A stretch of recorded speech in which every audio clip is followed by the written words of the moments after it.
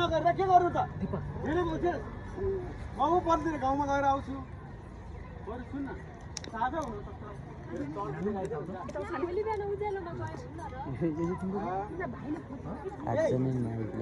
तेरी छुट्टी कसलाई लिएर आयो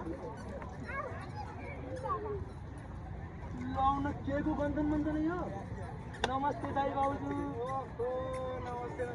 नमस्ते सुभाष भाइको अनि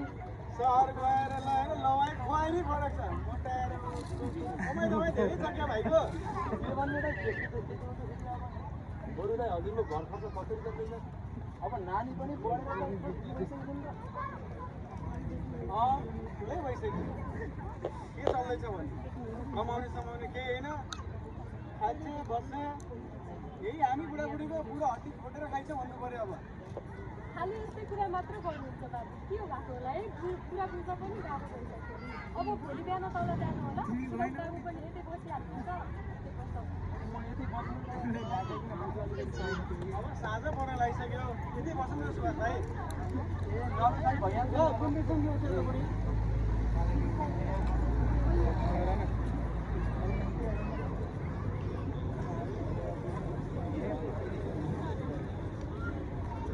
घरलाई घर खर्च के कसरी चलाउनु भएको छ आजभोलि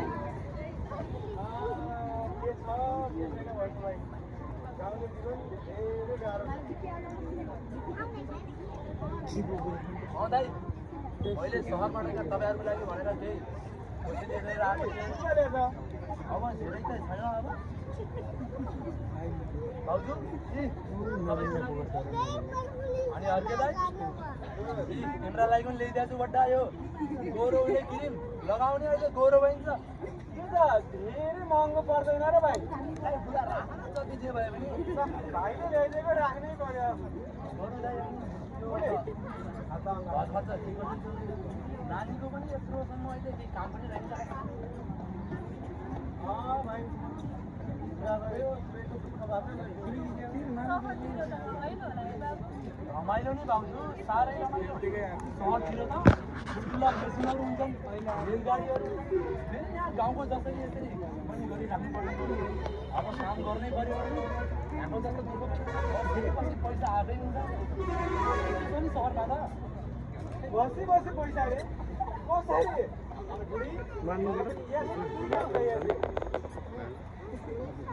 हो नि दाइ अब तपाईँ मलाई मैले कमाएर मेरो जिन्दगी मोज छ घुम्न पाएकै छु याद गर्न पाएकै छु अब मैले आफ्नो कम्पनी पनि खोलेकै छु फेरि त्यसमा 2-4 जना कर्मचारीहरू पनि राखेकै छु अनि दाइ मैले दुखी गरिबहरू जो विदेश जान चाहनेहरूको लागि त्यो आफ्नो कम्पनीबाट विदेश पठाउने काम पनि गर्छु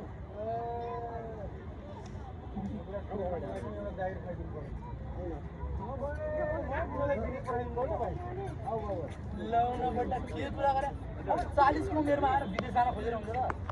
बरु हेर्नु तपाईँहरू नराम्रो मान्नुहुन्न भने तपाईँहरूसँग एउटा सल्लाह गर्नुपर्ने थियो त्यो त विचार के कुरा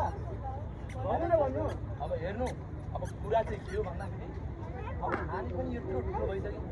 अहिलेसम्म कसैकै काम पनि रहेनछ त्यही भएर तपाईँहरूको छोरीलाई विदेश पठाउनु भयो भने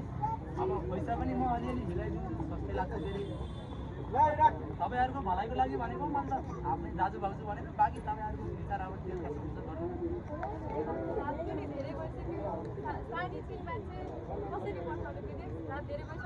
गर्नु जाने बोलाइ पठाउने तिम्रो भोलि सल्लाह गरेर सुभाष भाइ